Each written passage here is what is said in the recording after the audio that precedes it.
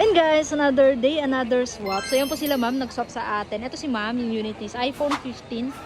Under warranty din siya, 93 baht. So, swap to iPhone 16 na slightly used din. Although out of warranty pa siya, pero mas mataas yung battery health niya. And ito naman si ma'am, nag-swap ng kanyang phone. Ito phone mo ma'am?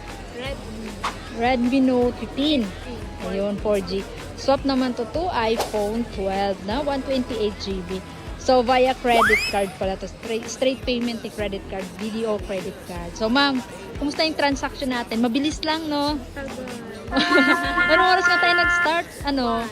Oo. And then, from, I think mga 11, nandito na kayo. Tapos, magti-3 na. Ay, magpo-4 na pala. Saka tayo natapos. Taga saan pa kayo, ma'am? Quezon Province. Diba? Yun, nalayo pa ng napunta na uuwian nila, ma'am.